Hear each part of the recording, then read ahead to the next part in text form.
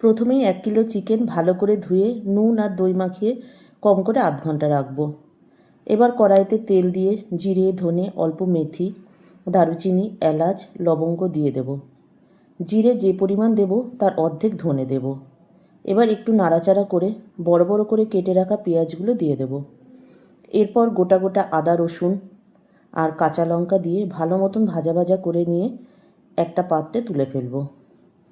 তারপর ভালো মতন ঠান্ডা করে মিক্সিং জারে অল্প জল দিয়ে পেস্ট করে নেব। এইগুলো ভাজার সময় দারুণ গন্ধ বেরোচ্ছিল। এবার ওই কড়াইতেই আরেকটু তেল দিয়ে শুকনো লঙ্কা, তেজপাতা ফোড়ন দেব।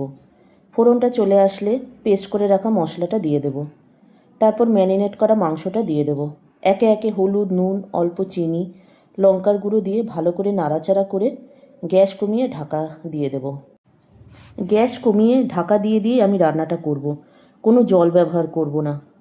এর মাঝে আগে থেকে ভেজে রাখা আলুটা মাংসে দিয়ে দেব। মাংস আর আলুটা ভালো মতন সেদ্ধ হয়ে গেলে আগে থেকে করে রাখা বেরেস্তা আর ঘি ছড়িয়ে দেব। ঘি দেওয়ার ভিডিওটা কোনো কারণে হয়নি, তাই তোমাদের দেখাতে পারিনি। এইভাবে একবার চিকেন বাড়িতে বানিয়ে খেও, বারবার বানিয়ে খেতে ইচ্ছা করবে। আমার রান্নাঘরে রান্না যদি তোমাদের ভালো লাগে তাহলে ফলো আর সাবস্ক্রাইব করে আমার পাশে থেকো।